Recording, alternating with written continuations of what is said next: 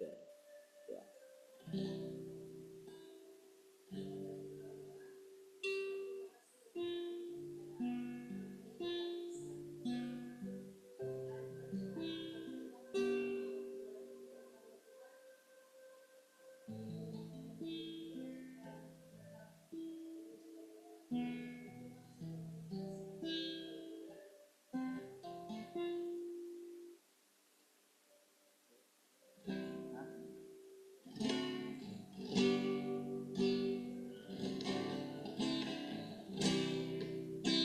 Tiada yang dapat berikan hidup seperti yang kau teladani. Hadirkan ketenangan dalamku yang tak bisa dunia berikan.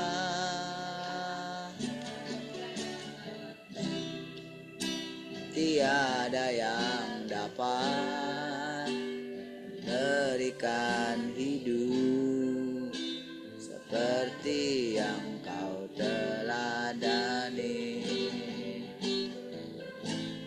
Hadirkan ketenangan dalamku yang tak bisa dunia berikan.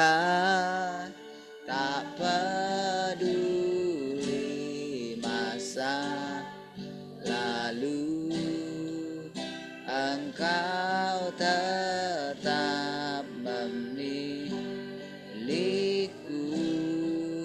Ku aman dalam hadirat-Mu, Kau buktikan Engkau setia, selamanya Kau setia.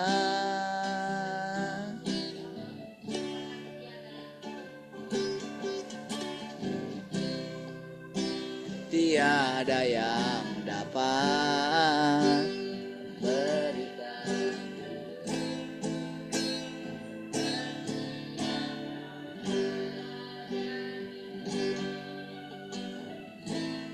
Hadirkan ketenangan dalam yang tak bisa dunia berikan. Tak peduli masa lalu, Engkau tetap memilikiku. Ku aman dalam hadirat-Mu, Kau buktikan Engkau setia. Tak peduli masa.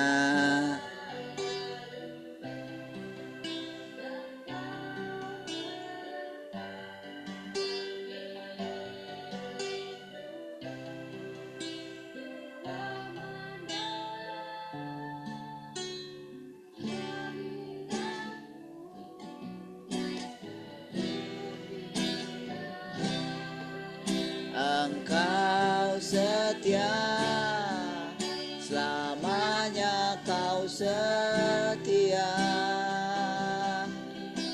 Oh, selamanya Kau setia. Oh, selamanya Kau setia.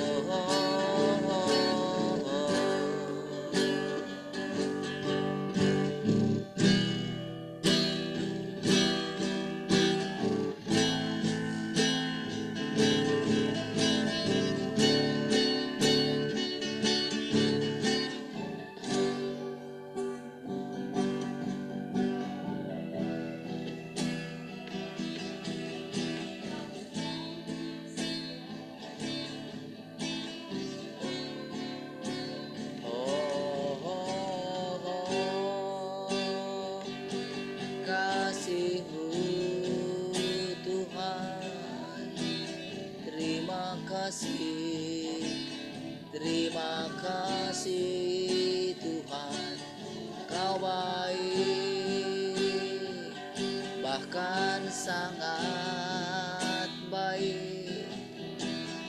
Pujilah Engkau selamanya.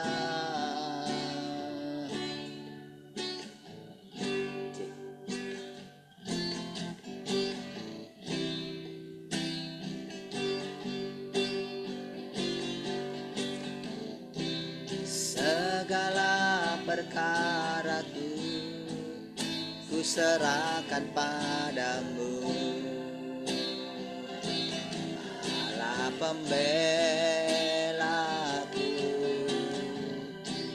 Segala khawatirku ku taruh di kakimu,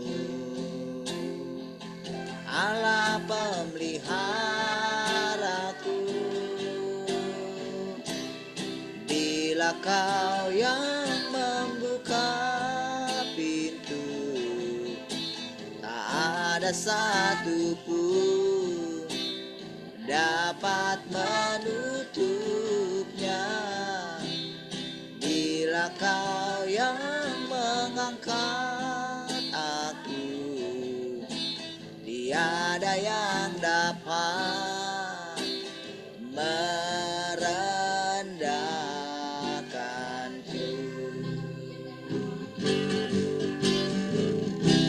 Segala perkaraku ku serahkan padamu, Allah pembelaku. Segala khawatirku ku taruh di kakimu, Allah pemeliharaku. Segala perkaraku ku serahkan padamu, Allah pembelaku. Segala khawatirku ku taruh di kakimu, Allah pemeliharaku. Bila Kau yang membuka pintu, tak ada satu pun dapat menutupnya. Bila Kau yang mengangkat aku, tiada yang dapat merendahkanku.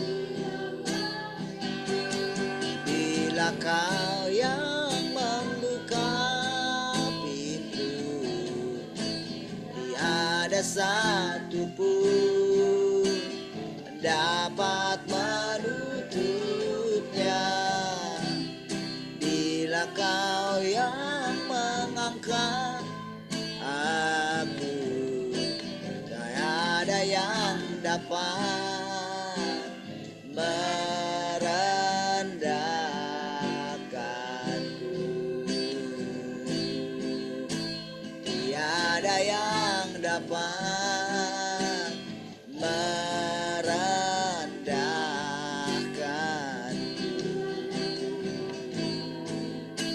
Tiada yang dapat merendahkanku.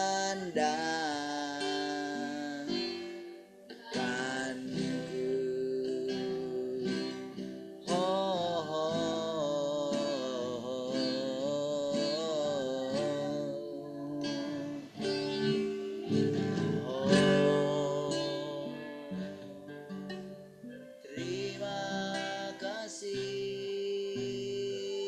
Tuhan.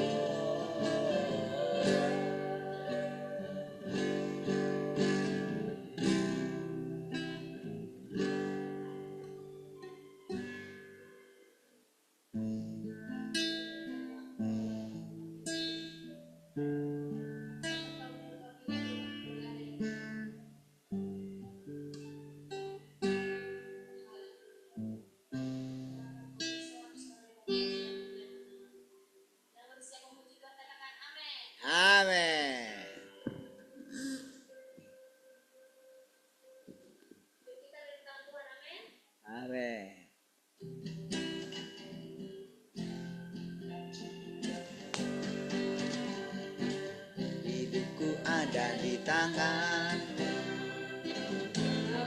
tangan yang terindah. Yang baik saja yang ku terima, kalau tubuhku diremukkan, kalau jiwaku terkoyakkan, dan terhentikan, kamu yang memberi penghiburan. Putriku sanggup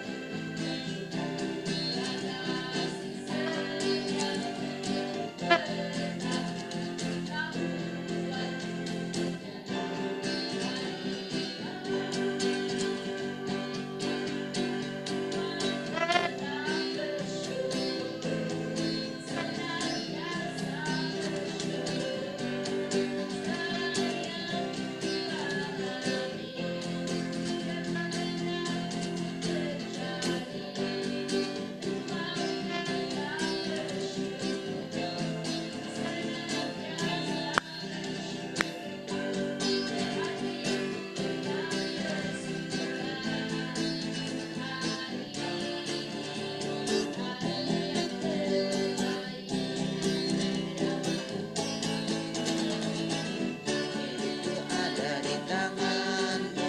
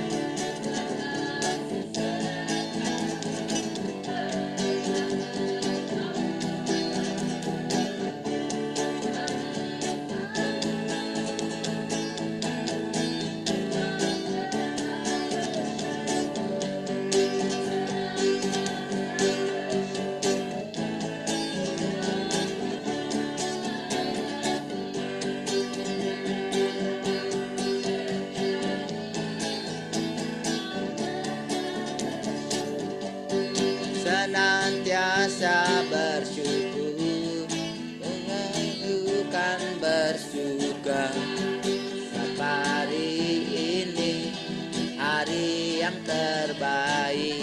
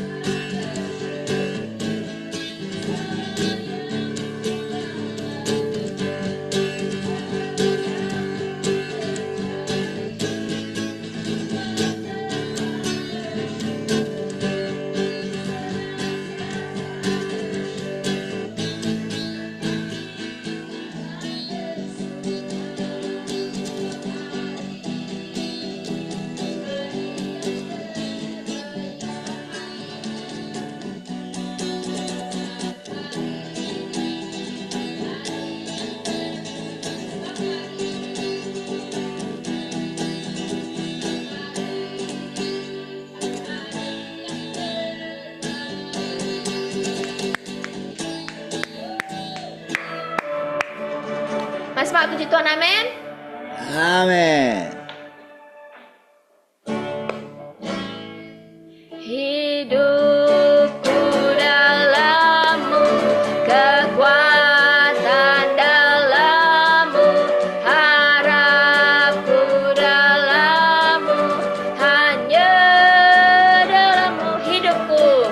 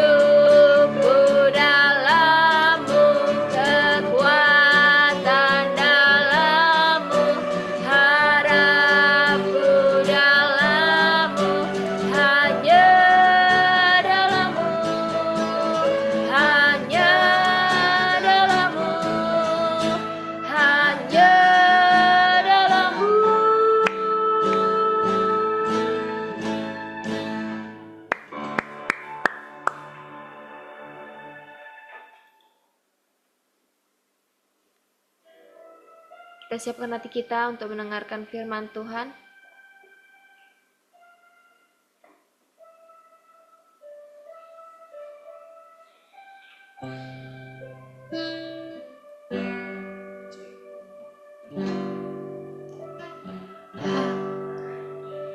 Hari demi hari ku rasakan kasih-Mu selalu baru di dalam hidupku.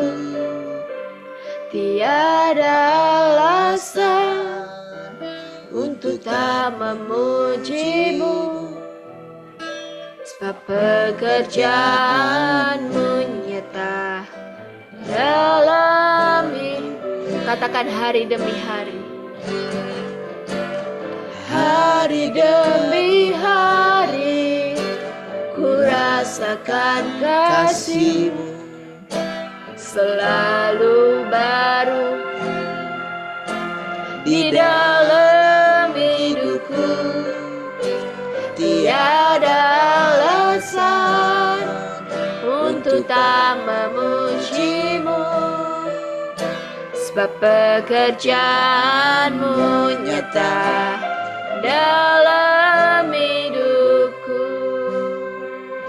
Ku mau memuji-Mu, Allah yang kudus.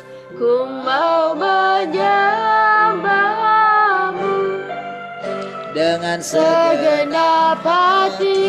Ku angkat tangan bersyukur buat pekerjaan-Mu. Engkau Allah yang berkuasa, Allah yang berdaulat penuh. Engkau Allah yang memerintah. Engkau Tuhan Allah yang maha kuasa. Kita angkat pujian dari awal. Hari demi hari ku rasakan kasih-Mu selalu baru di dalam hidupku. Tiada alasan untuk tak memuji-Mu, sebab pekerjaan-Mu nyata hidupku. Ku mau memuji-Mu, Allah yang kudus.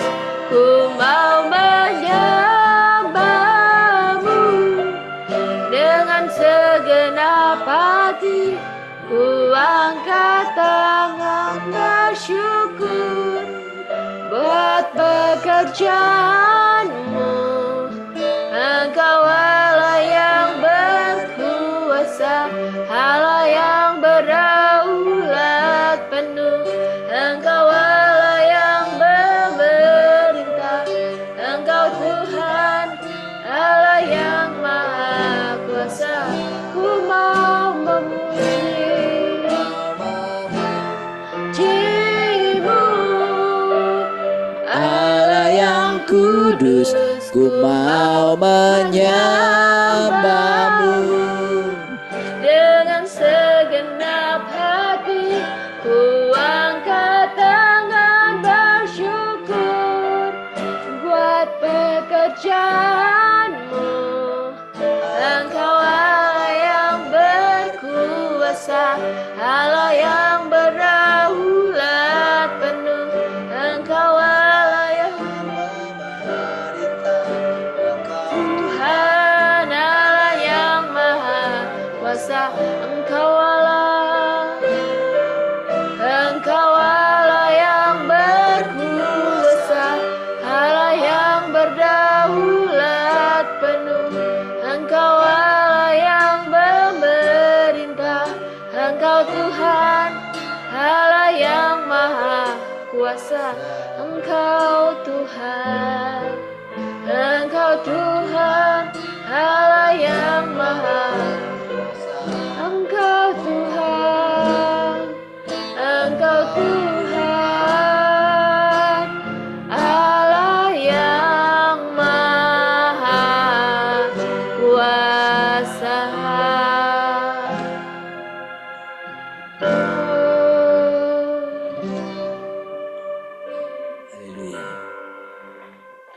Terima kasih Tuhan, kami bersyukur malam hari ini karena kami kembali dapat bersekutu. Kembali kami dapat memuliakan Engkau Tuhan. Kami tundukkan hati kami sepenuhnya Tuhan. Mari silahkan Tuhan, ajari kami lewat persekutuan ini. Terpujilah Engkau Tuhan. Haleluya. Mari semua yang merindukan Tuhan sama-sama katakan. Amin. Baik, puji Tuhan. Shalom semua.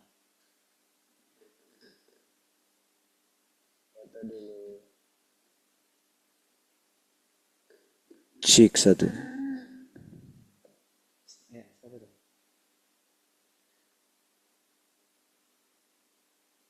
Mana kameramu Ika? Belum muncul. Ketok-ketok biasanya. 1, 2, 3. Oke. Shalom Jelita.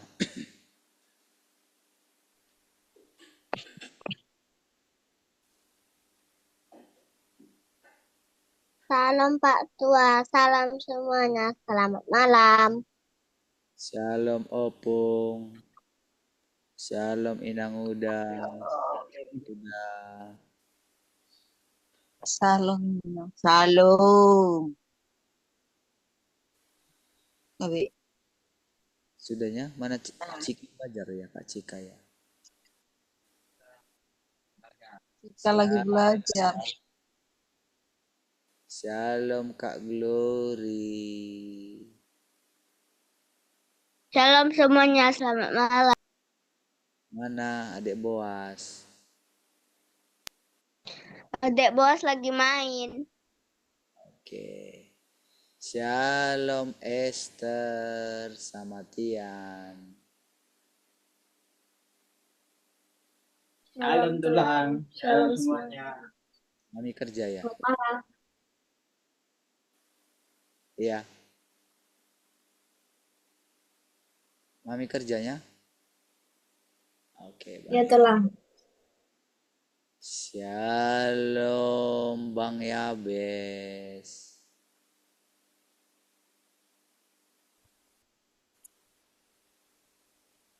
Shalom Tuhan, shalom semuanya. Shalom Bang Brian, Bo Uli, sama Mami. Mana Mami? Mas, selamat malam. Halo. Mana Maminya? Tidur. Suruh duduk dulu. Dia di foto tadi, kok nggak duduk?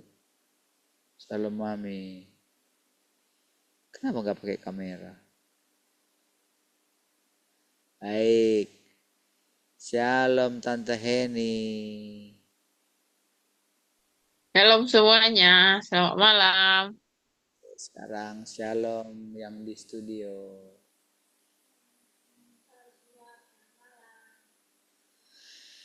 Oke, baik. Mari kita mulai ya.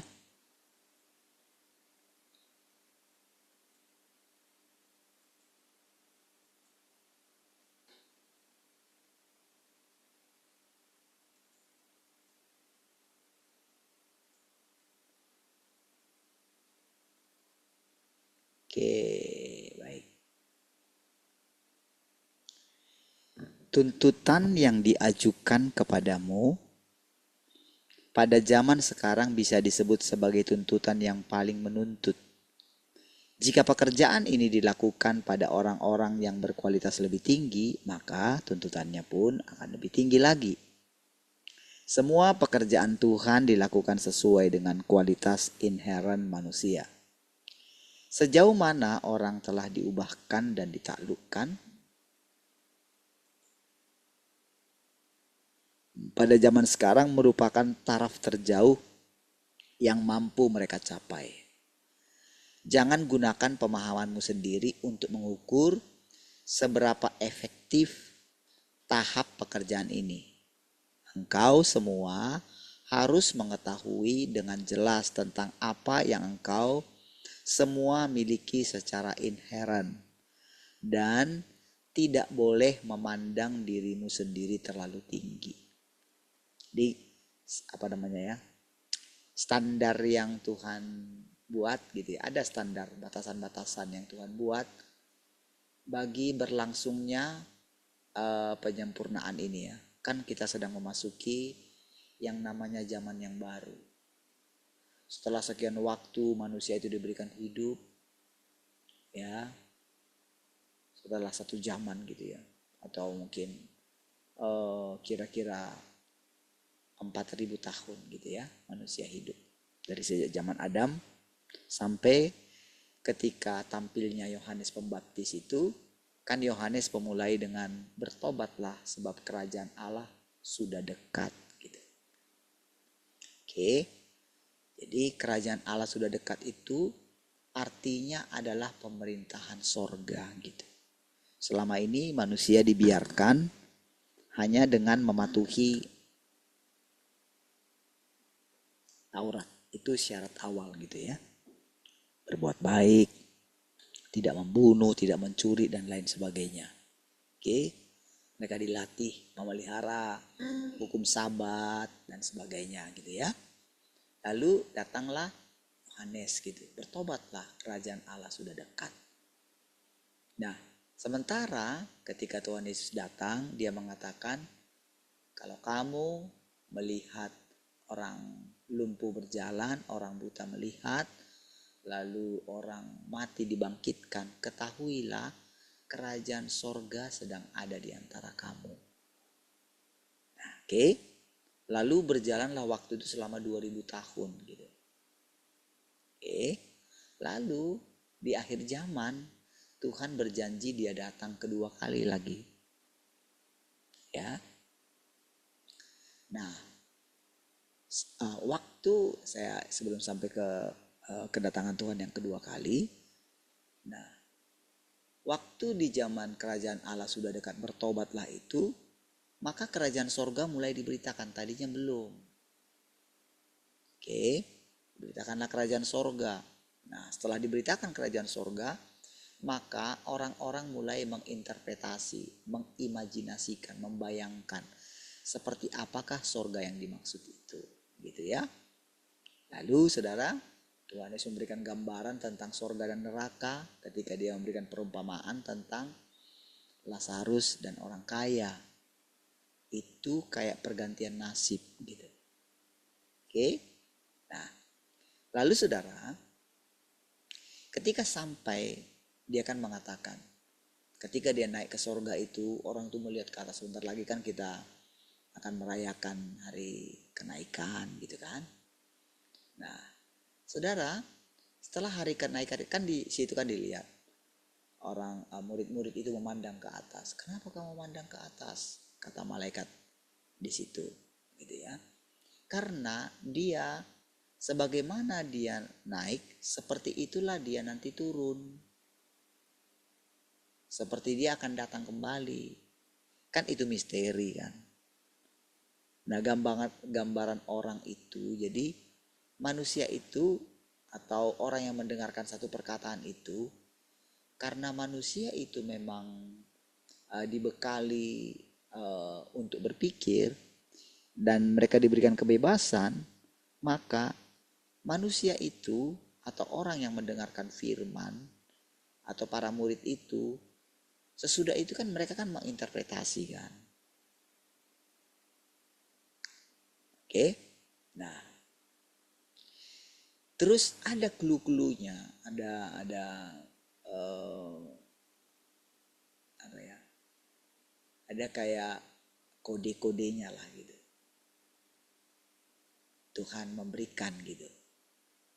Kayak puzzle-puzzlenya gitu ya. Misteri tentang kedatangan itu, kedatangan Tuhan yang kedua kali itu. Oke. Nah, dia datang di atas awan dan lain sebagainya. Ada kerajaan 1000 tahun. Ada Yerusalem baru turun dari sorga. Lalu kan manusia itu kan bebas dong. Bebas menginterpretasikan seperti apa nanti, bisa membayangkan. Dan ternyata sesudah 2000 tahun, ternyata semua interpretasi itu tidak digenapi kan selama 2000 tahun ini gitu. Baik mereka yang menganut teologi pengangkatan dan lain sebagainya. Jadi ketika Tuhan datang kedua kali, ketika dia datang berfirman, ini menjadi sesuatu yang asing gitu. Karena di dalam doktrin-doktrin kekristenan sudah ada doktrin-doktrin yang menguasai. Misalnya tentang pengadilan tahta Kristus, pengadilan tahta putih, dan lain sebagainya. Ada lagi kematian yang kedua, ada kebangkitan orang mati. Semua saudara, sampai semua mereka yang mengatakan itu sudah pada mati saudara, dan tidak tahu bagaimana kabar mereka. Mana ada yang mengetahui misalnya Petrus atau orang-orang yang dulu hidup lagi ngapain mereka sekarang, kan nggak tahu. Kalau misalnya pun diberitakan tentang sorga itu seperti apa sih gitu. Jadi dengan sekarang Tuhan itu mulai berfirman, oke? Ketika Tuhan itu mulai berfirman, dia berkata-kata gitu ya. Dari sinilah sebetulnya kita itu mulai kayak mulai mengerti sedikit demi sedikit. Tergantung ketulusan hati kita. Tergantung sikap kita. Kalau hati kita ada di dunia ini, kalau kita masih terus hidup untuk dunia ini, hidup untuk survive di dunia ini, lalu kita nanti walahu alam lah gimana nanti hidup surga itu entah gimana, kita nggak tahu kan. Mungkin adalah iman kita sedikit tentang surga, kita akan masuk surga, kita akan melihat tata Tuhan. Tapi kalau saudara perhatikan iman saudara, lama kelamaan kan surga yang selama ini kita bayangkan lama kelamaan kan kabur kan. Kenapa saudara itu semua terjadi? Dulu saudara ketika kita lahir baru, kita sungguh-sungguh sama Tuhan, ada gambaran-gambaran tentang sorga itu terbersit dalam pikiran kita masih. Tapi sekarang ini saudara, ketika Tuhan mulai berfirman dengan firman yang baru ini, maka kerajaan kita bukan lagi membayang-bayangkan tentang sorga, tapi sekarang pengertian kita dibawa kepada memasuki kerajaan sorga itu gitu. Kalau dulu kan siapakah yang boleh naik ke sorga? Siapakah yang boleh naik ke gunung kudus Tuhan? Berbahagialah orang yang tulus hatinya, suci hatinya, karena mereka akan melihat Tuhan. Ada kisah-kisah di dalam perjanjian lama bagaimana orang berjumpa dengan Tuhan. Bagaimana mendengarkan suara Tuhan kita sudah belajar gitu. Tapi kan tentu keadaan-keadaan itu saudara yang kita alami itu, keadaan-keadaan itu masih misteri bagi kita. Iya kan? Setelah kita, kalau misalnya saya bertobat tahun 97, umur saya pada waktu itu 22 tahun. Dibandingkan dengan sekarang berarti saya sudah lebih lama hidup lahir baru daripada hidup dengan manusia lama saya. Itu kan? Dan terus itu meningkat saudara. Selama 28 tahun ini saudara. Ya, terus meningkat. Ya. Bersyukur saudara, kita itu tidak begitu terlena dengan dunia ini saudara. Puji Tuhan. Ya, kita tidak begitu melekat dengan dunia ini gitu. Ya kan? Puji Tuhan saudara, hari demi hari bagaimana kita dibimbing oleh Tuhan. Bagaimana Tuhan memimpin jalan-jalan kita saudara. Bagaimana kita mulai dilepaskan gitu dari segala pengaruh-pengaruh dunia ini saudara. Ya, kita mulai ditarik secara perlahan kepada Tuhan. Coba saudara perhatikan. Jadi saudara, setiap firman yang kita dengarkan ini saudara, disinilah kita akan melihat Tuhan yang sesungguhnya. Jadi jangan sia-siakan saudara mendengarkan firman ini. Ayo keluar dari konsepmu yang lama. Ayo keluar. Buktikan kalau Tuhan sudah datang kedua kali. Buktinya itu bukan masalah hidup menjadi berubah, engkau sehat-sehat. Bukan. Bukan itu. Semua yang diizinkan terjadi dalam hidup kita, penderitaan, sakit penyakit, atau apapun itu, kelemahan tubuh, dihina orang, apa saja yang diperhadapkan kepada kita, itu harus bisa kita lihat sebagai cara Tuhan untuk mengalihkan perhatian kita kepada Tuhan. Harus seperti itu, saudara.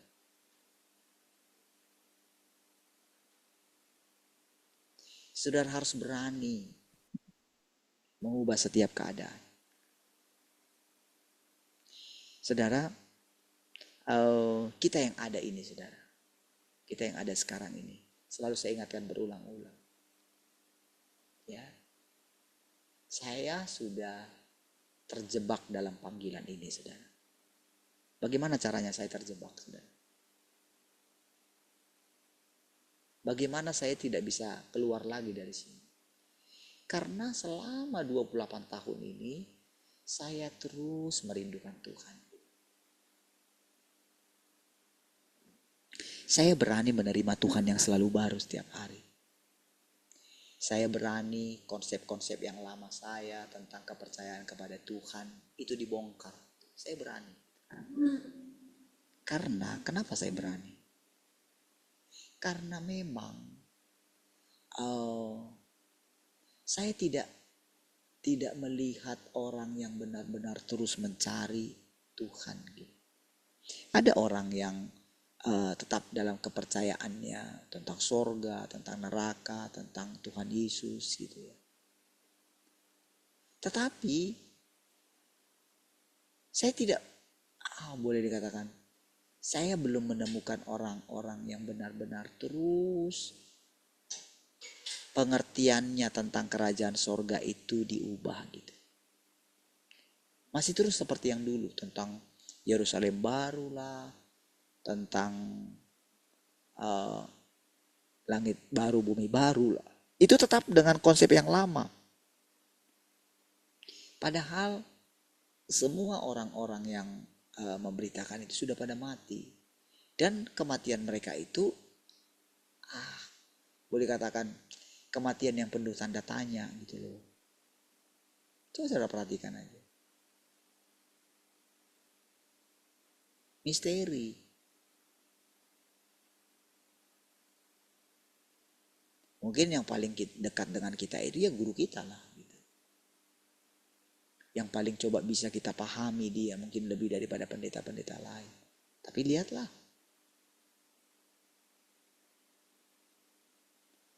Seperti tergantung juga kan pelayanan dia gitu.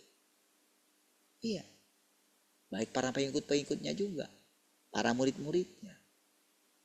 Dan yang lain perhatikanlah gitu. Segera kan kita akan mengakhiri zamannya kita sendiri. Ya.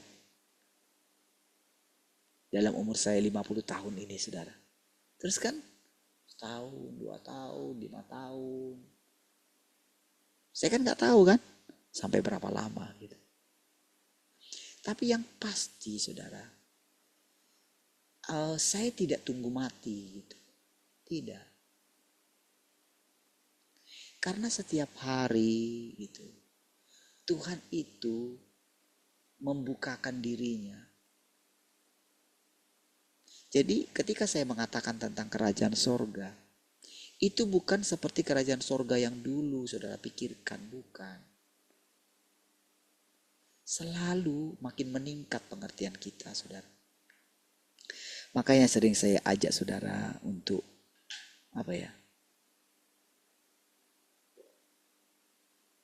bahkan saya ketika saya berbicara ini, walaupun misalnya saya tidak berbicara kepada anak-anak secara khusus gitu ya, anak-anak remaja di sini gitu.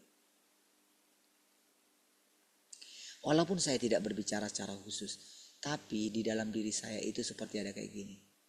Saya yakin anak-anak ini nanti, ketika nanti mereka mengingat semua perkataan ini, maka mereka pasti akan menemukan wajah Tuhan yang sesungguhnya. Siapa Tuhan itu? Jadi anak-anak kita ini, saudara, akan memiliki generasi emas, saudara. Iya.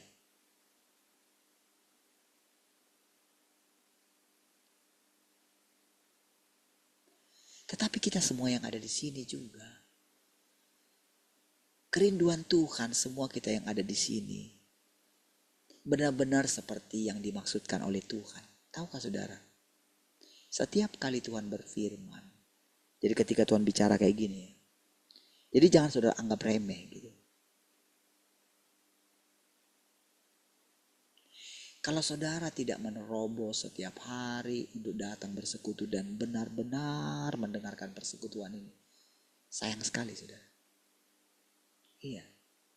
Waktu ini tidak akan ada terus gitu. Iya.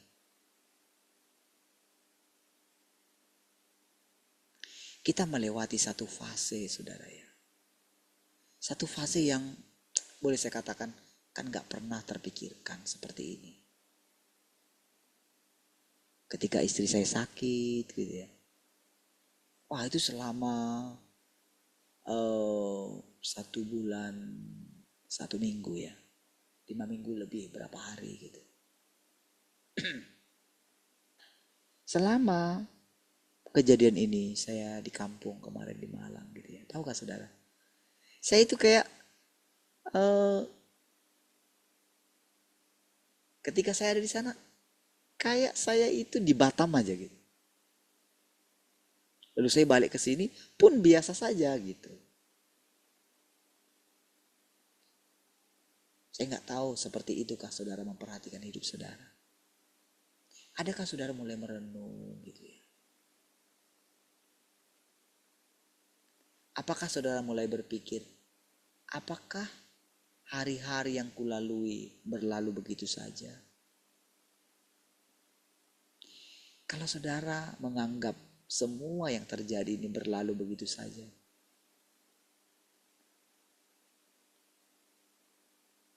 maka apa yang saudara rindukan dulu ketika engkau pertama kali jumpa sama Tuhan ya? Masing-masing kan beda. Kalau misalnya saya punya pengalaman sendiri bersama dengan Tuhan. Tapi sebetulnya mama saya lebih duluan dari saya gitu. Ketika dia meninggalkan gereja HKBP gitu. Ya, dia punya pengalaman. Tapi dibandingkan dengan pengalaman saya sampai dengan hari ini, pasti pemahaman saya jauh lebih tinggi. Iya. Tetapi sebetulnya siapapun gitu ya. Tahukah saudara, anak-anak kita ini pemahaman mereka nanti akan lebih tinggi lagi daripada kita. Iya.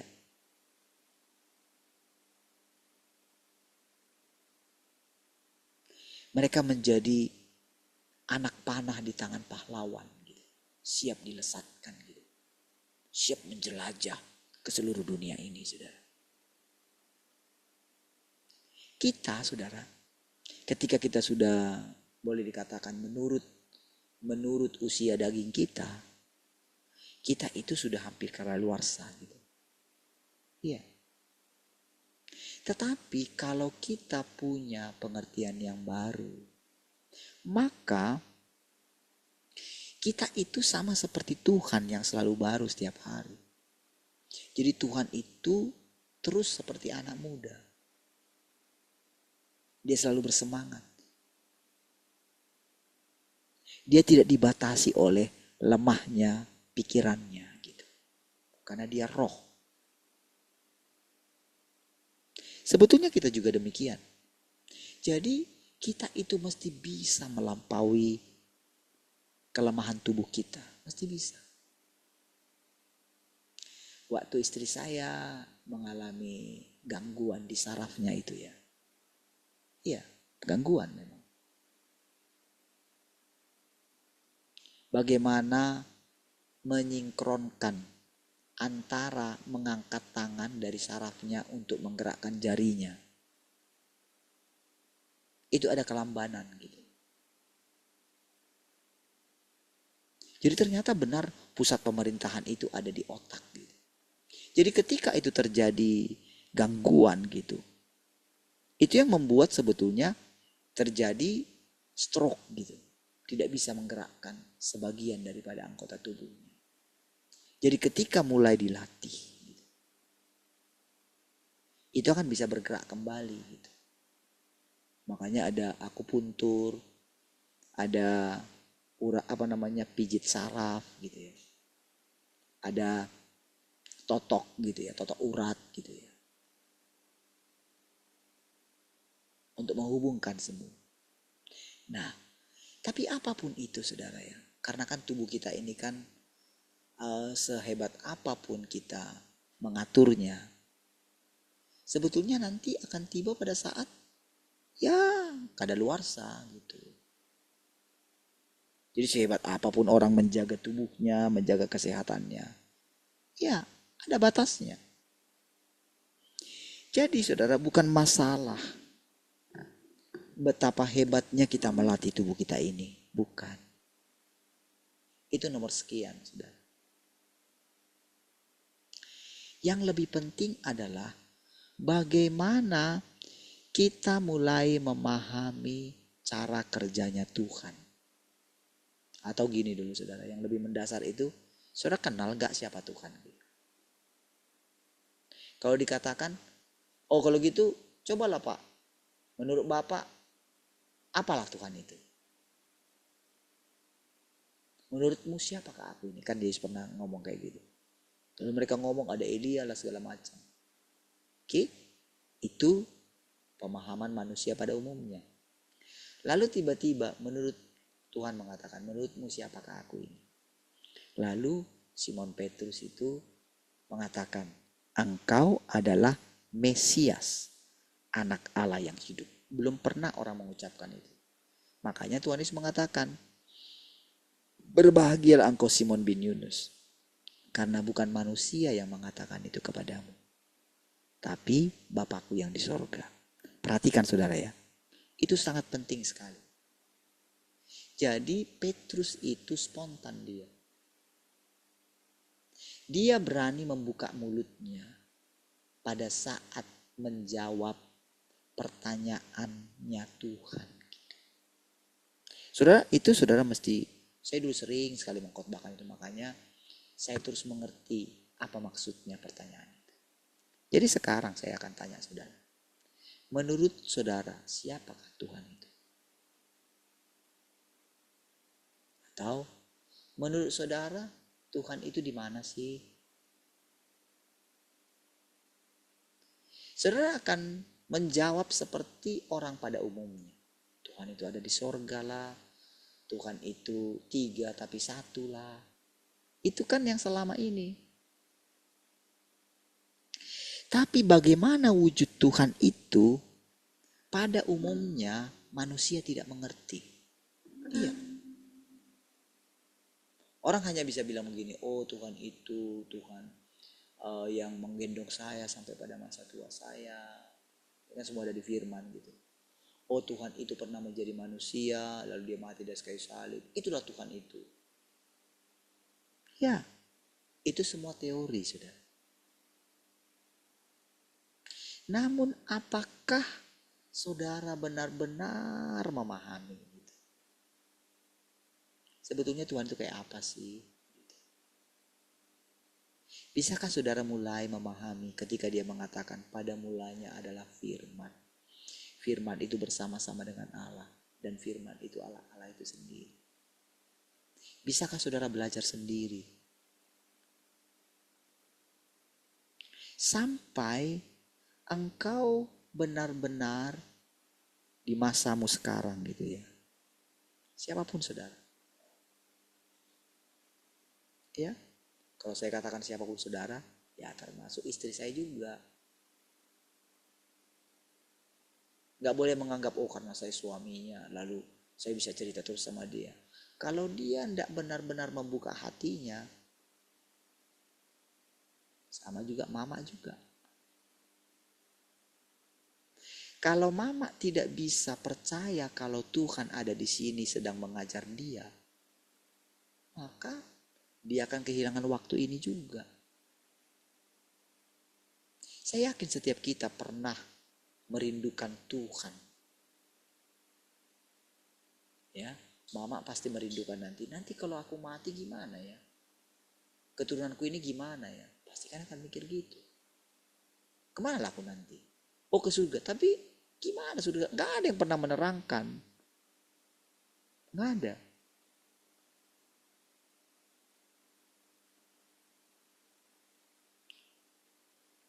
Ketika Yesus itu mati gitu, disalibkan, lalu dia mati, dikuburkan gitu kan. Kan dua orang perjalanan ke Emmaus, coba dengarkan percakapan mereka. Mereka itu kan sangat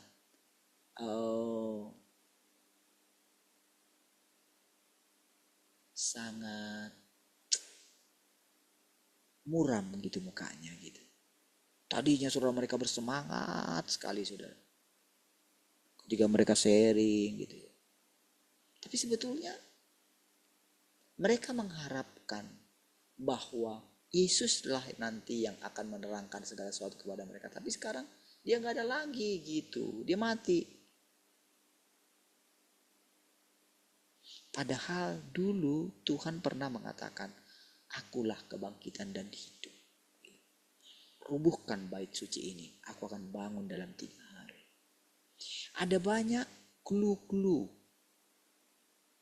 pasal-pasal yang diucapkan dia. Dan tahukah saudara, semua perkataan itu dulu tidak dimengerti oleh murid-muridnya. Karena mereka nggak pernah mengenal siapa sebetulnya yang berbicara itu. Mereka nggak tahu pola pikirnya Yesus, mereka tidak tahu. Apalagi pola pikirnya Allah Yahweh itu, mana mereka tahu. Mereka nggak pernah mengenal siapa Yahweh itu. Mereka takut ketemu dengan Yahweh. Musa pun tidak ngerti. Musa heran dia. Kok aku dikasih kesempatan berhadapan muka dengan Tuhan. Tetapi kok abangku Harun sama kakakku Miriam, mereka tidak dikasih kesempatan. Maka ketika dia minta orang Israel supaya ketemu dengan Tuhan dan Tuhan berbicara langsung kepada mereka, orang Israel takut. Maka Musa itu, kalian gimana sih? Enggak lah, Tuhan itu baik loh gitu.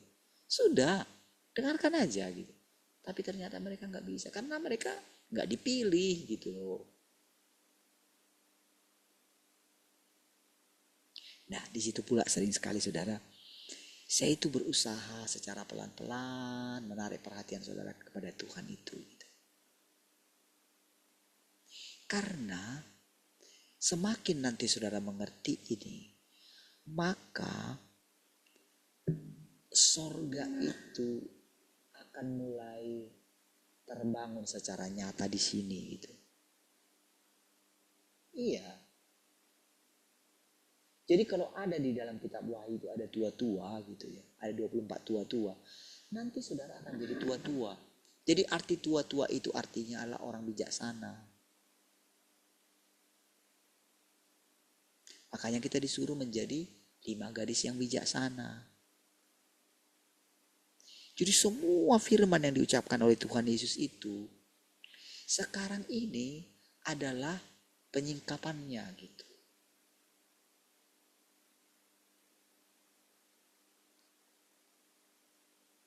Saudara harus percaya, dan bukti daripada saudara benar memperhatikan setiap perkataan ini, maka pikiran saudara itu akan lanjut terus. Tapi kalau saudara itu tidak penasaran dengan setiap kata-kata ini, berarti saudara sedang ada di dunia ini saudara. Iya, sayang sekali rasanya gitu.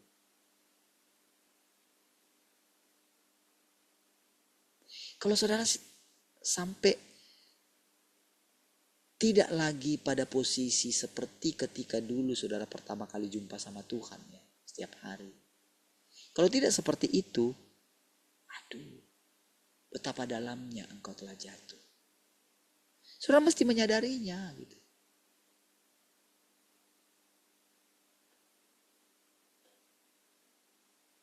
Iya, misalnya kalau saya ngomong kayak gini, lalu istri saya itu gak bangkit, gak berusaha untuk mendengarkan.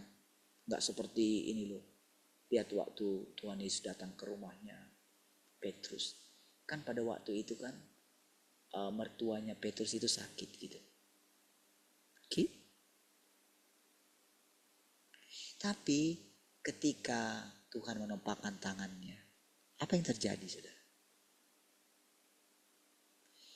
Mertuanya Petrus itu lalu bangkit dia kan. Lalu apa yang dilakukan dia? Mereka melayani Tuhan Yesus. Dia melayani Tuhan Yesus. Melayani mereka. Bangkit gitu. Jadi kalau saudara, kan dikatakan Tuhan ada di sini. Dalam persekutuan ini saudara. Iya. Dan Tuhan punya jejak di dalam diri saya. Dia punya jejak. Jadi misalnya kalau istri saya yang setiap hari bersama dengan saya, melihat saya, gitu ya. Ini contohnya. Lalu istri saya ini tidak bisa melihat Tuhan. Tidak bisa gini, kayak murid-murid Tuhan Yesus lah bersama dengan Tuhan Yesus kan. Bayangkan mereka bersama-sama. Tapi murid-murid itu tidak punya kesempatan seperti yang dimiliki oleh Maria. Bayangkan.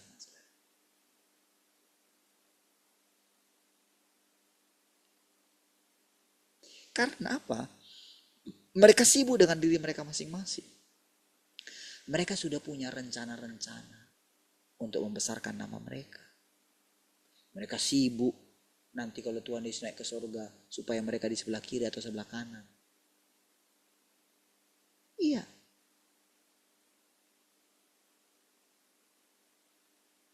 Sama dengan sekarang, saudara. Sudah 50 tahun deh. Sudah 28 tahun saya mengikut Tuhan. Mama saya lebih jauh dari saya, lebih lama dari saya.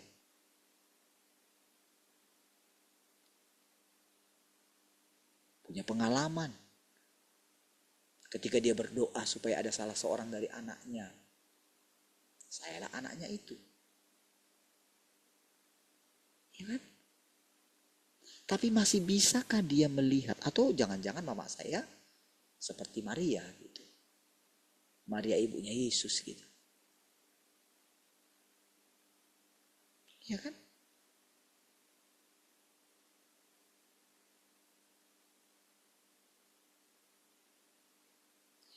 Saudara, percayakah saudara kalau Tuhan ada di sini? Sedang mengajari kita loh. Yang penting sekarang bukan lagi mujizatnya. Kemarin saya buat mujizat mungkin.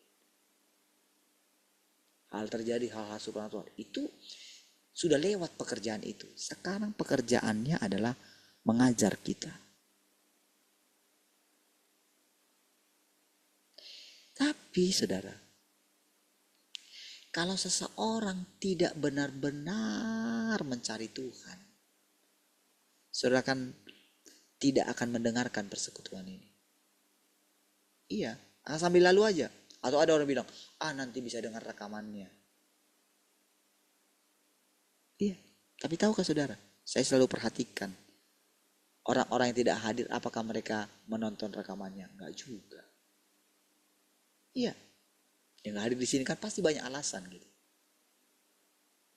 Tapi apapun alasan itu, tahukah saudara, sebetulnya mereka tidak merindukan Tuhan. Iya. Oh, Tuhan itu bekerja, dia bekerja satu demi satu dia.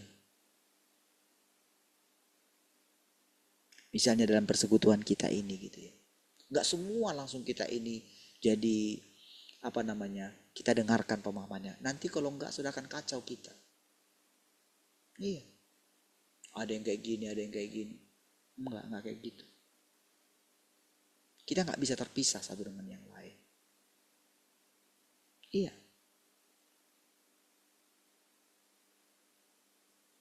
Kalau saudara terus dengan pemahaman saudara, lihatlah nanti saudara. Kalau saudara nggak berani seperti yang saya katakan, ketika saya katakan seperti ini saudara. Kalau saudara itu tidak terkejut gitu ya. Saudara nggak biasa-biasa saja.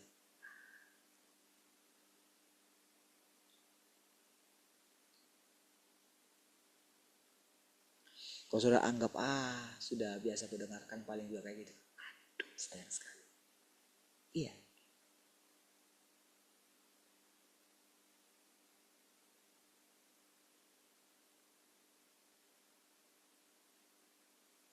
Jadi sudah ketika saya katakan tadi, Tuhan itu seperti apa sih?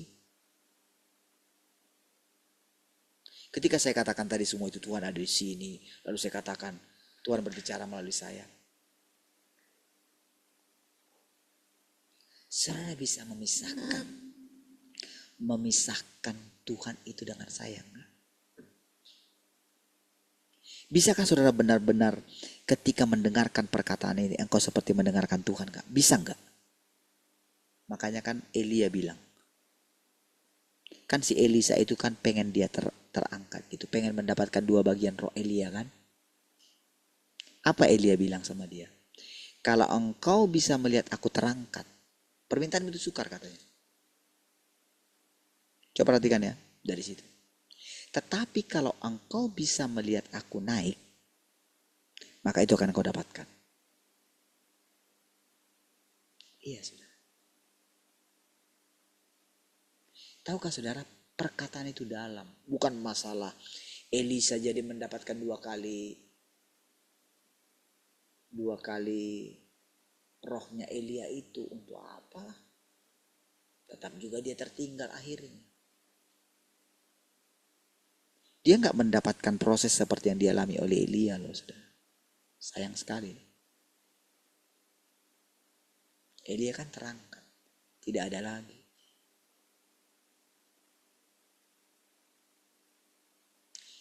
Elisa cuma mendapatkan 2 bagian. Urapannya itu tinggal. Bahkan tinggal dalam tulang-tulangnya.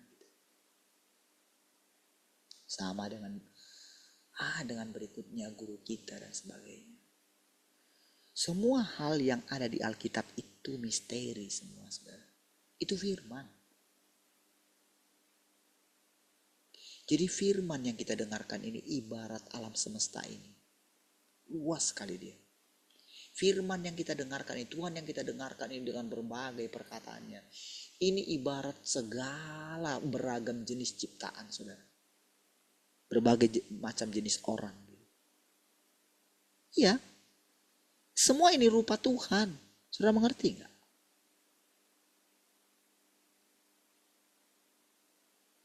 Tapi yang saya bicarakan ini saudara, itu pintu masuk. Jadi ketika saya bicara ini saudara, saya bicara ini anugerah. Iya. Jadi kalau saya bisa merenungkan bagaimana Tuhan itu berbicara melalui orang ini gitu ya. Jadi kadang-kadang saya akan melupakan diri saya gitu. Jadi ketika saya mempersembahkan diri saya gitu ya sama Tuhan gitu ya. Ketika saya menguduskan diri itu kayak gini loh saudara. Saya percaya saya ini telah ditebus oleh Tuhan. Itu artinya. Jadi saya itu tidak terbebani dengan segala macam hal yang saya lakukan sih. Tidak terbebani. Tidak terbebani dengan pikiran saya, dengan kepintaran saya, dengan kekurangan saya. Tidak. Yang menguasai pikiran saya cuma satu. Tuhan ada di sini. Dan mulut ini mulutnya dia. Lewat mulutku inilah dia akan menampakkan dirinya. Melalui pikiranku inilah Tuhan itu akan nyata. Itulah artinya saya menguduskan diri saya. Gitu loh saudara. Jadi saya sudah dilatih dia percaya setiap hari. Jadi bagi saya bukan masalah saya bisa lakukan A, B, C, D. Saya bisa membagikan orang mati. Enggak, itu enggak ada guna. Enggak ada guna. Iblis pun bisa membagikan orang mati. Jadi enggak ada gunanya kita bersaing dengan iblis. Iblis enggak bisa memasuki ranah kita. Enggak bisa. Dia enggak bisa memasuki pikiran saya. Dia enggak bisa meniru Kristus. Dia enggak bisa. Dia enggak bisa meniru Tuhan. Iya. Iblis adalah iblis. Tuhan adalah Tuhan. Ya. Jadi Tuhan yang berfirman ini diam-diam membebaskan kita, saudara. Iya. Gak ada gunanya saya bersaing dengan Tuhan yang Maha Kuasa ini. Mana ada gunanya. Gak ada gunanya misalnya di dalam kitab Wahyu dikatakan perempuan yang melahirkan anak laki-laki. Itu kan ada 2 tokoh itu berarti. Gak ada gunanya kita merasa si anak laki-laki itu lebih daripada si perempuan itu. Gak ada gunanya. Ya. Sekarang adalah bagaimana Tuhan itu sendiri. Tuhan yang tidak pernah dikenal oleh siapapun itu. Dia memperkenalkan dirinya saat ini kepada kita. Jadi kita terlepas sekarang dari semua pengajaran-pengajaran manusia. Terlepas semua. Jadi kalau ada orang yang fasih sekali misalnya mengajarkan doktrin-doktrin yang ada dalam perjanjian lama dan perjanjian baru, ada gunanya. Karena semua mereka sudah meninggalkan itu, saudara. Iya. Mereka nggak lagi seperti Paulus. Kalau ada orang yang beritakan Injil berbeda dari yang kuberitakan, terkutuklah dia. Enggak kayak gitu lagi. Paulus nggak kayak gitu lagi dia sekarang ini. Nggak ada lagi itu dulu itu. Jadi sekarang dia nggak kayak gitu lagi. Dia sudah berubah dia. Jadi kalau ada orang yang masih mengulang-ulangi itu, terus lah gitu ya diajarkan terus tentang itu gitu. Ketinggalan zaman sekali itu, saudara. Kita sekarang sedang memasuki zaman di mana tidak ada lagi agama. Orang tidak memanggil Tuhan itu sebagai Yesus lagi, sebagai Yahweh lagi, sebagai Tuhan yang Maha Kuasa. Tidak. Tuhan akan dipanggil sebagai pencipta saja nantinya. Dan sekarang Yesus itu ngajar kita langsung. Tuhan itu ngajar kita langsung. Jadi ketika Yesus mengatakan tidak ada seorang pun yang sampai kepada Bapa kalau tidak melalui aku. Bukan berarti begini, tidak ada yang masuk surga kalau tidak melalui Yesus. Bukan kayak gitu.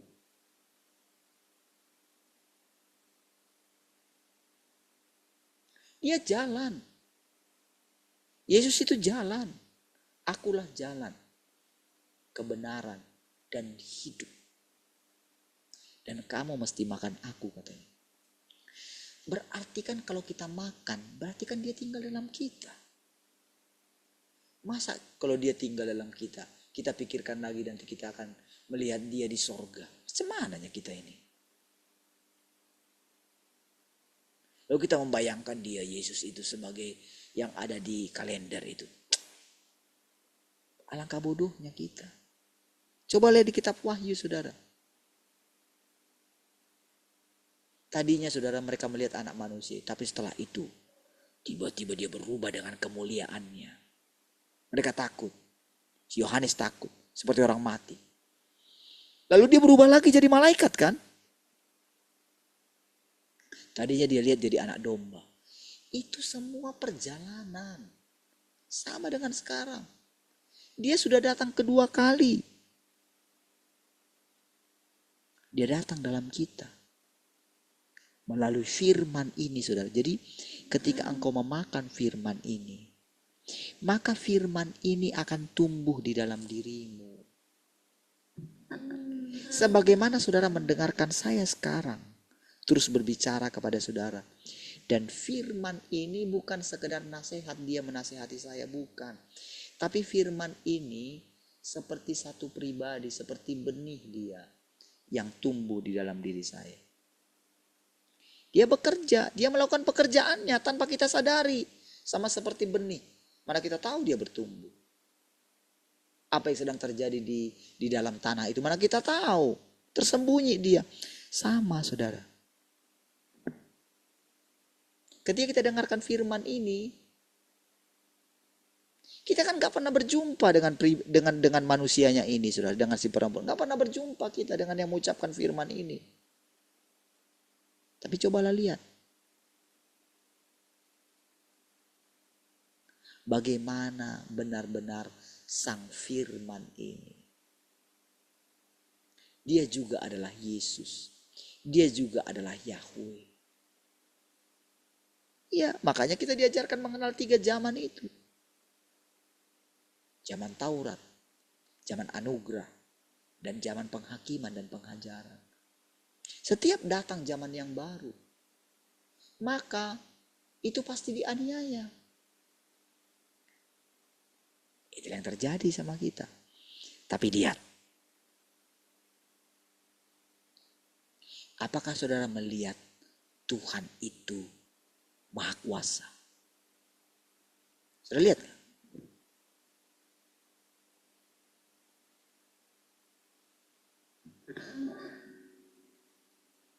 Ketika orang memberkati saya, ketika orang menolong saya, apakah orang itu bisa mendikte saya?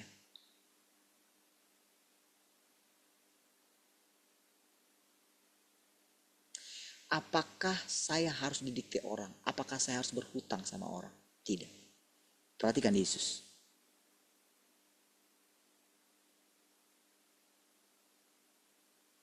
Itu saudara pola pikir loh saudara. Kalau daging saya berpikir gimana, tahu nggak? Supaya saudara tahu ya, supaya saya jelaskan sama saudara. Supaya saya tidak malu, saya harus kembalikan yang diberikan orang kepada saya. Iya.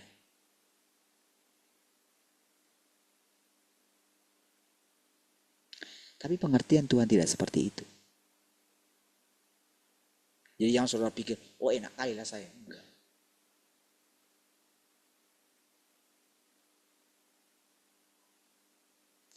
Kalau Tuhan membiarkan saya tidak mengembalikan, mengizinkan seperti itu.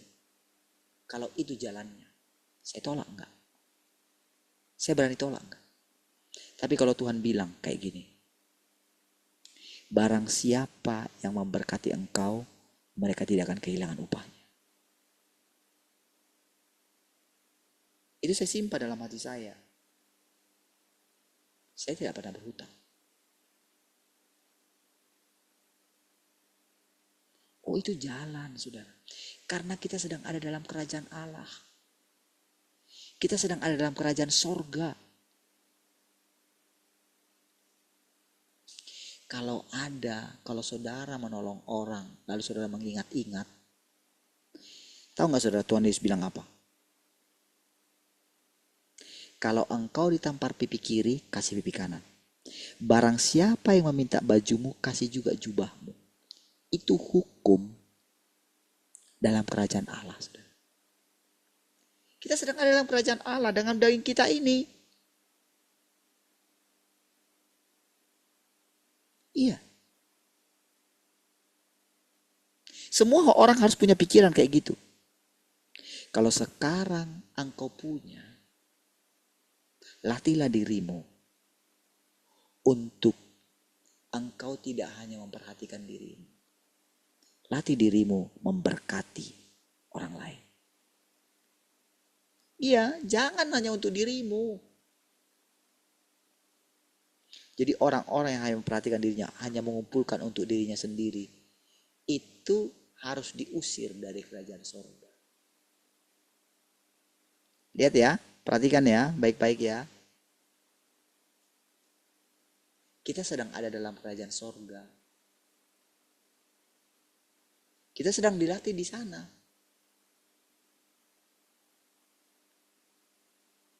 Ya, supaya nanti ketika engkau menjalani, ketika engkau harus diizinkan kekurangan, maka orang yang kelebihan harus memberkati engkau. Itu di kerajaan sorga. Orang-orang dalam kerajaan sorga itu kayak gitu. Jangan tunggu nanti, jangan tunggu kehidupan yang akan datang. Tidak. Kita berjalan terus ini, saudara. Disinilah sudah secara perlahan Tuhan ngajari kita secara perlahan. Iya.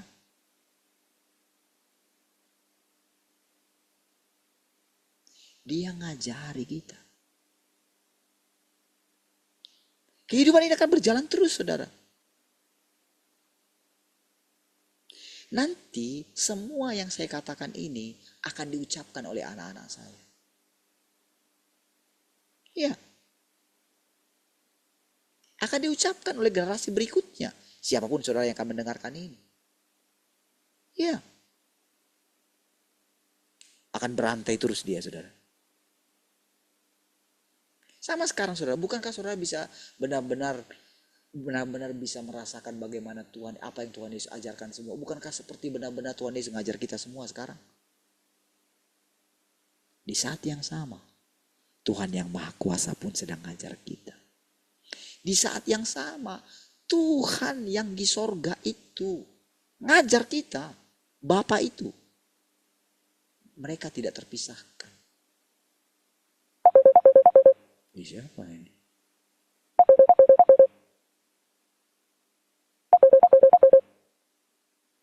Coba kan siapa ini?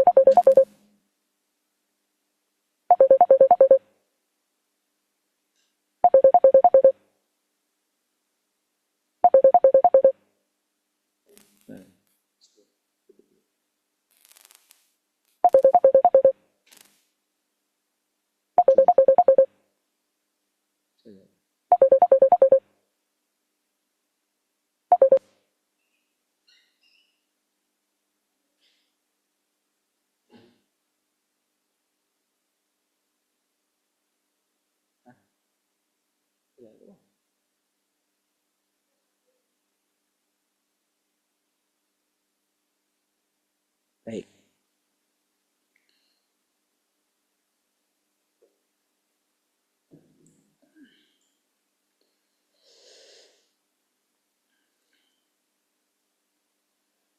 Nah, perhatikan saudara ya. Jadi ketika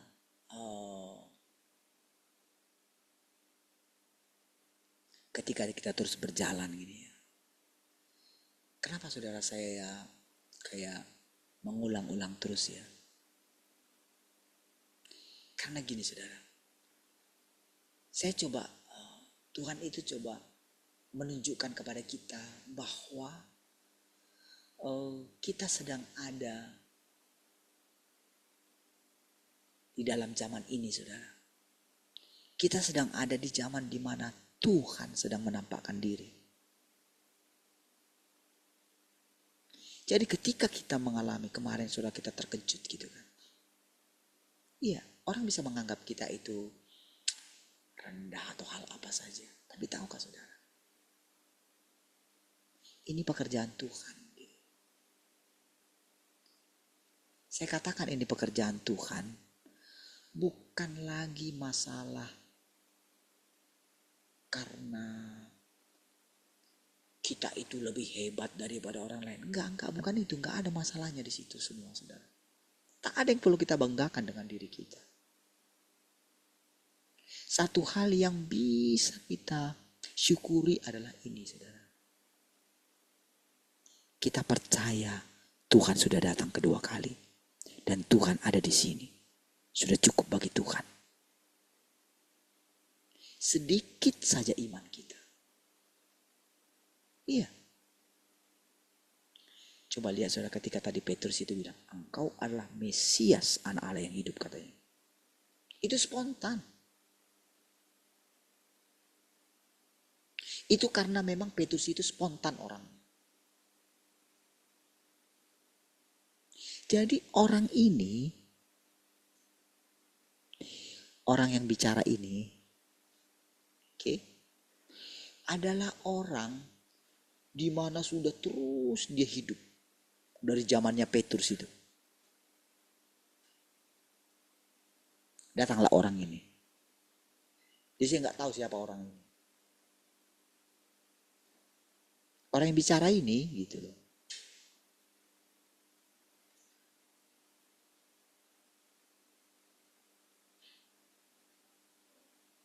Udah. Kenapa emang? Apa emang? Paket apa sih? Coba lihat di situ.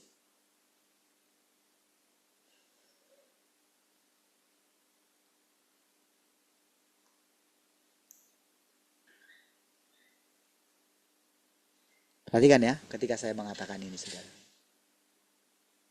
Supaya saudara mulai memahami, nanti saudara akan mengerti, oh ini maksudnya Tuhan datang bersama dengan orang kudusnya. Oh ini maksudnya Tuhan sudah memilih kita. Saudara akan jelas nanti.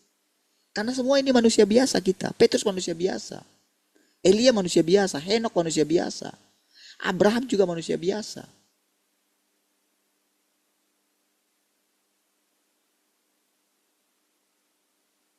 Bayangkan saudara, Tuhan Yesus itu datang di sini.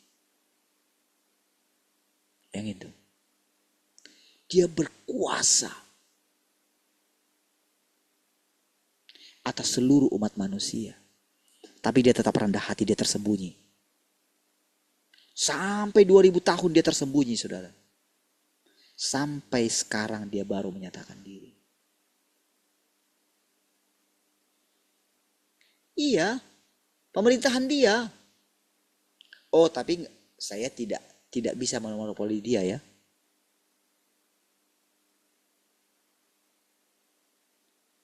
Kita ini manusia karena di dalam diri kita itu ada iblis gitu. Nah, ini duri dalam daging kita. Oke? Jadi, kalau saya katakan begini, bukan berarti saya itu kayak dipenuhi oleh Tuhan gitu. Lalu suara saya jadi berubah. Tidak. Enggak. Jangan saudara bayangkan gitu lagi. Gitu. Oh lalu saya itu bisa bikin mujizat. Enggak. Enggak usah punya pikiran kayak gitu. Tak ada gunanya. Sekarang itu iblis. Kayak gitu. Karena iblis selalu meniru pekerjaan Tuhan.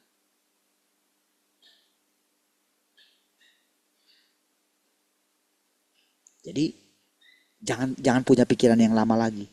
Tapi yang sekarang yang sedang kita lihat adalah Tuhan itu sendiri sedang ngajari kita semua. Sama seperti ketika Petrus tadi. Spontan dia. Saya juga spontan setiap hari. Oh saya tidak tahu juga bagaimana caranya seperti ini. Saya nggak tahu, saya nggak pernah mikirkan. Iya.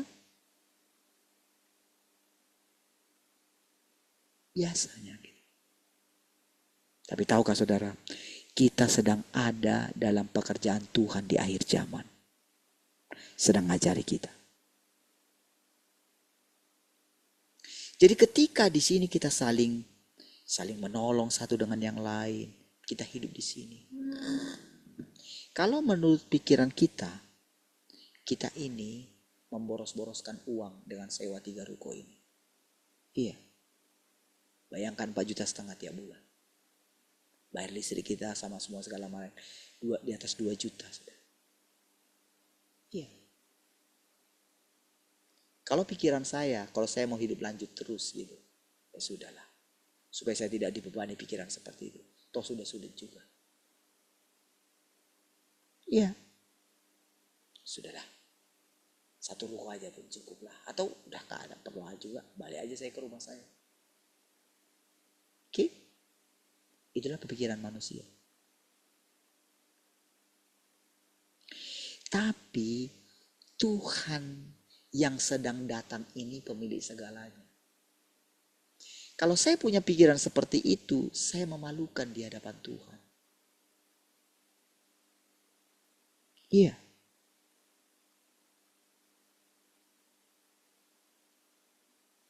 Jadi sekarang bayangkan kita hidup ini, ada big boss kita. Tapi nggak kelihatan dia. Tapi bukan berarti kita itu kayak robot. Enggak.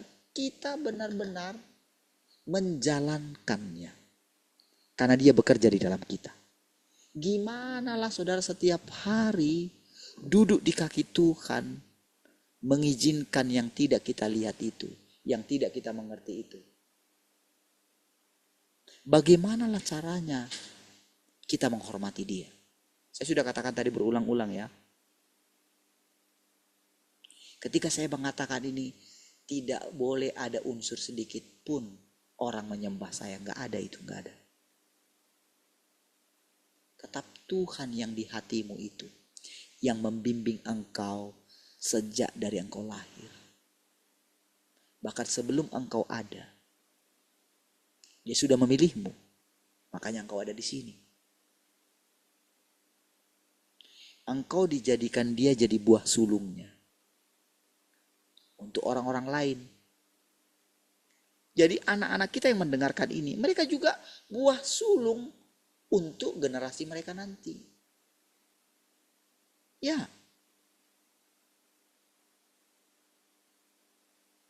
Kalau saya bisa ceritakan tentang sederhananya iman itu, aduh, anak-anak kita ini bisa meledak dia di kemudian hari. Iya. Bayangkan saya punya pikiran, saya aja yang sudah gak sekolah lagi, gak sekolah tinggi-tinggi. Wah, pikiran saya itu tinggi sekali, saudara. Iya. Karena saya terus membayangkan Tuhan. Oh, sudah terbukti kok, dulu saya sudah terbukti, gak ada yang saya takutin. Iya. Numpang tangan orang-orang hebat, saya gak ada takut sama sekali. Biasa. Iya. Tapi ketika Tuhan tarik, direndahkan. Oh, saya belajar, saudara. Saya ceritakan kan kemarin kepada saudara. Oh iya, saya ceritakan tentang keburukan saya kan. Tentang kurang ajarnya saya kan. Iya kan? Itulah saya. Iya. Di hadapan Tuhan. Ketika Tuhan datang, dia hajar kita. Dia hajar saya. Tapi syukur kepada Tuhan. Diberikan saya kesempatan. Untuk hidup baru bersama dengan istri saya. Saya mengucap syukur. Tiap hari 2 kali. Sehari saya mandikan. Saya belajar masak. Saya belajar ini. Iya. Puji Tuhan. Oh, saya menikmatinya. Saya mencintainya. Mencintai apa yang sedang Tuhan kerjakan. Karena saya diberikan kesempatan untuk mengasihi istri saya. Ya, saya belajar, saya seperti orang yang terlambat memang, saudara. Iya, orang mungkin bisa lebih baik daripada saya mencintai istrinya. Iya, saya mungkin kalah dengan mertua saya, dengan ayah mertua saya dalam mengasihi istrinya. Saya marah sama istri saya. Kalau misalnya hal-hal kecil, dulu mungkin Pak E gak pernah marahin istri saya. Tapi saya, apakah harus terus seperti mertua saya? Tidak dong. Enggak dong. Karena Tuhan yang datang itu sekarang adalah Tuhan yang menghajar. Nah, tapi ingat ya, intinya Tuhan itu, hakikatnya bukan marah-marah dia. Bukan itu. Bukan emosian intinya Tuhan. Intinya Tuhan adalah kasih. Jadi dasarnya itu saya melakukannya kasih. Oh, saya harus terus lihat dong diri saya gitu. Apakah dengan itu karena saya gak sabaran? Apakah sedang menguji kesabaran saya? Iya dong. Gak bisa lah saya egois gitu. Diperhadapkan dengan itu. Iya, tapi coba lihat dengan ini loh saudara, dengan dia itu benar-benar dengan cepat mengubah keadaan. Tuhan yang sedang kita lihat ini, Tuhan sedang mengerjakannya. Kita ini hanya taat melakukan, menjalaninya. Ya.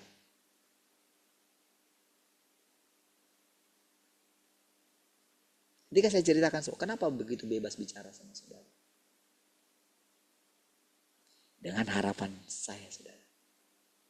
Saudara juga menemukan Tuhan yang sama. Jangan takut membayangkan Tuhan. Ya. Tapi mulailah rasakan bagaimana takut akan Tuhan itu bekerja dalam dirimu. Iya. Harus merasakan itu dong.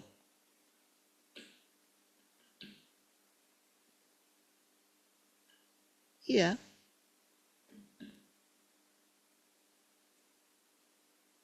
Sekarang gak bebas lagi. Begitu ngantar anak. Wah. Harus bisa membayangkan. Harus cepat pulang. Gitu. Sendirian di rumah. Iya. Gak bebas rasanya.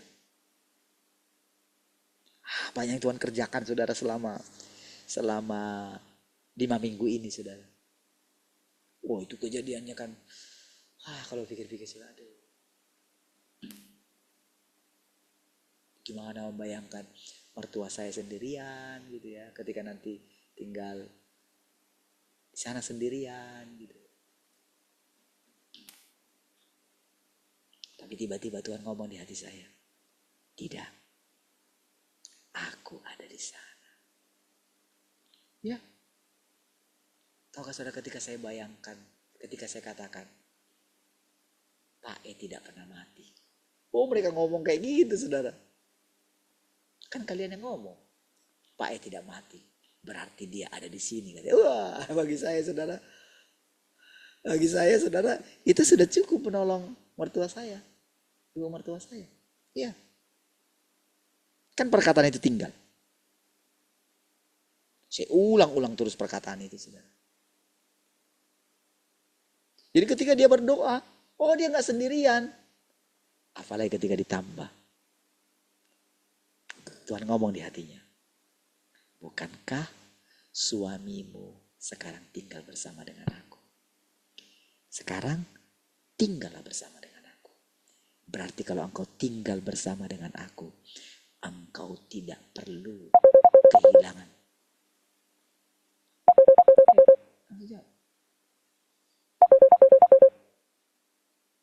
Tekan aja.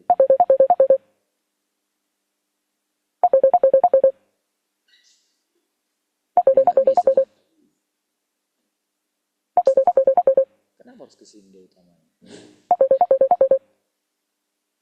Iya sudah turun ya. Halo? Oh sudah kok di sana.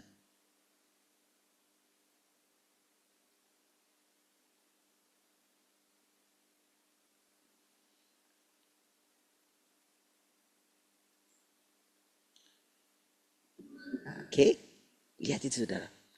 Jadi dari yang singkat ini saudara. Coba saudara.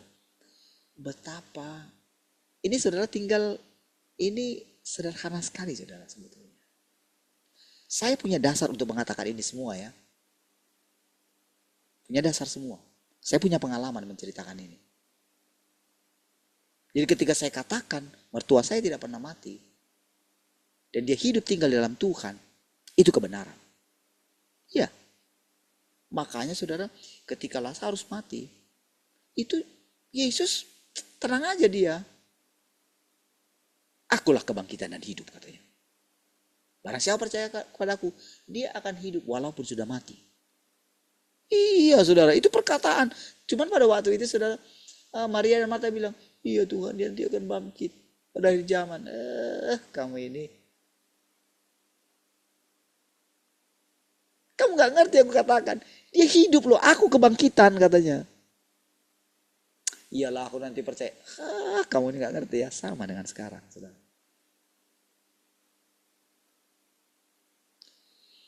Ingat gak sebelumnya selalu saya katakan. Bapak saya gak pernah mati. Bapak saya gak pernah mati. Bapak saya gak pernah mati. Tahu bagaimana caranya Tuhan menjawab itu?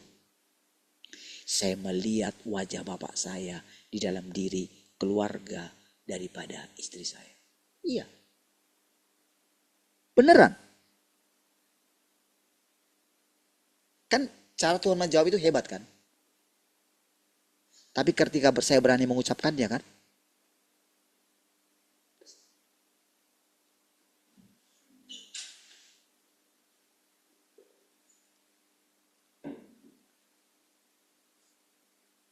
Ketika saya mengucapkannya kan? Dan ketika sekarang saya mengucapkan hal yang sama. Oh, saudara. Gimana caranya? Saudara, kita nggak bisa, misalnya pun ketika saya bisa bawa mertua saya perempuan ke sini, nggak bisa loh, nggak bisa. Kesedihan itu di dalam loh, kesesakan itu di dalam. Nggak bisa saya tolong, kami nggak bisa tolong dia. Nggak bisa. Saya katakan sama adik-adik saya juga. Nggak bisa.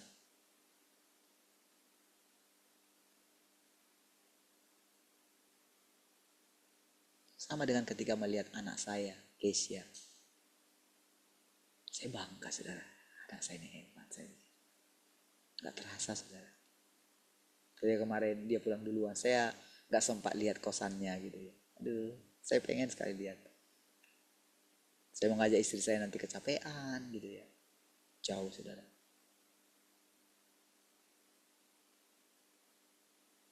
Jadi saya nggak lihat kosannya gitu ya. Saya pengen lihat. Tapi saudara, secara perlahan anak saya mulai mandiri. Iya.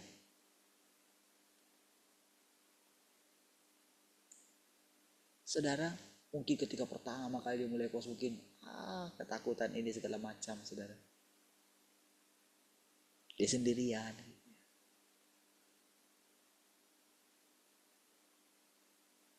Apalagi kalau misalnya nggak ada lagi uang gitu kan dia misalnya.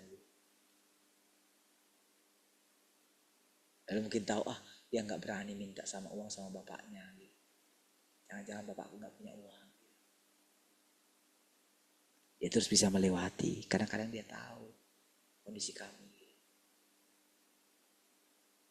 Lalu saya tanya, masih punya uang nak? Dia juga melihat bagaimana pemeliharaan Tuhan atas dia. Iya. Dan nanti selanjutnya kan masih banyak fase yang akan mereka lewati. Tapi tahukah saudara? Ketika kita menerima Tuhan. Lihat saudara. Iya, Tuhan itu yang kendalikan semua. Percayalah. Iya, hebat sekali loh saudara. Dan kerajaannya ini makin lama makin meluas saudara. Lihat. Yang sedang Tuhan kerjakan ini makin lama makin meluas. Iya. Oh, nampaknya kemarin rasanya kita terpuruk, saudara. Iya. Tapi saya bersyukur, saudara.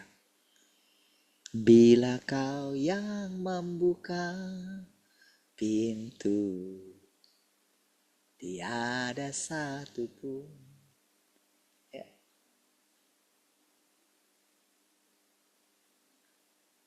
Dari awal kata-katanya, munculin kata-katanya. Dari D aja. Tadi di gereja lah. C ya. C, coba C. Segala perkaraku ku serahkan padamu, Allah pembelaku. Segala kuatirku ku taruh di kakimu, Allah pemeliharaku. bila Kau yang membuka pintu, tiada satu pun dapat menutupnya. Bila Kau yang mengangkat aku, tak ada yang dapat merendahkanku. Sekali lagi dari awal, segala perkaraku. Segala perkaraku ku serahkan padamu, Allah pembelaku. Segala kuatirku ku taruh di kaki-Mu, Allah pemeliharaku. Bila Kau yang membuka pintu, tak ada yang dapat menutupnya. Bila Kau yang mengangkat aku, tiada satu merendah. Bila Kau yang membuka pintu, tiada satu pun dapat menutupnya. Bila Kau yang mengangkat aku, tak ada yang dapat merendah. Sekali lagi katakan, bila Kau yang membuka pintu, tiada satu pun dapat menutupnya. Bila Kau yang mengangkat aku, tak ada yang dapat merendahkanku.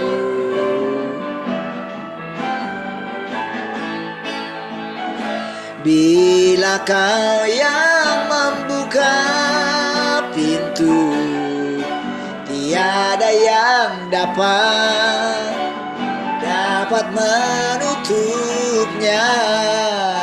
Bila Kau yang mengangkat aku, tiada yang dapat merendah. Sekali lagi katakan, bila Kau yang membuka pintu, tak ada satu pun dapat menutupnya. Bila Kau yang mengangkat aku, tak ada yang dapat merendahkanku. Tiada yang dapat merendahkanku. Oh, tiada yang dapat merendahkanku. Oh, haleluya. Terima kasih Tuhan. Kami bersyukur malam hari ini. Kehadiran-Mu sungguh sangat nyata Tuhan. Setiap hari pekerjaan-Mu pun nyata Tuhan. Terpujilah Engkau Tuhan. Dari selama-lamanya sampai selama-lamanya. Saat ini kami beristirahat dalam hadirat. Terpujilah Tuhan. Supaya kami besok bangun dengan tubuh yang segar kembali untuk bersekutu. Haleluya. Semua kita yang mengasihi Tuhan sama-sama katakan Amin. Ayo foto. Nah. 1, 2,